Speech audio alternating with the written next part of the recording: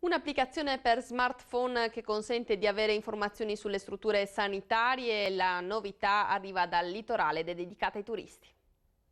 300.000 presenze giornaliere nella stagione balneare, 16 milioni durante l'anno.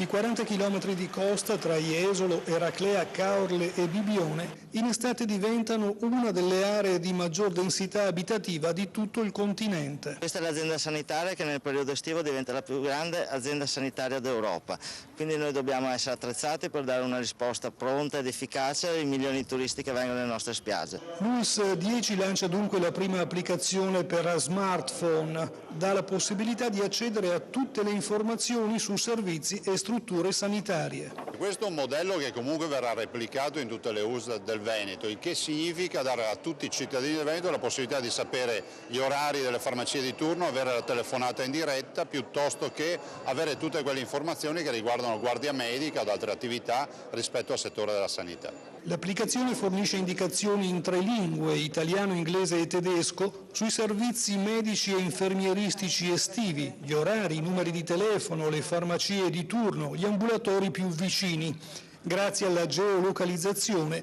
consente inoltre di individuare il percorso per raggiungere i diversi punti di assistenza in auto o a piedi. Una sezione dell'applicazione è riservata ai consigli per prevenire gli inconvenienti medico-sanitari che si possono verificare nelle località balneari, dal colpo di sole alla puntura di medusa.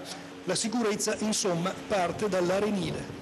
L'assistenza è massima, i nostri bagnini di salvataggio sono pronti a intervenire e questo garantisce ai nostri turisti una massima sicurezza. Un'ambulanza per arrivare ha bisogno di qualche minuto e il personale di salvataggio è formato, addestrato a fare le poche cose che sono importantissime perché sono manovre salvavita, ma soprattutto imparare a quello che non devono fare.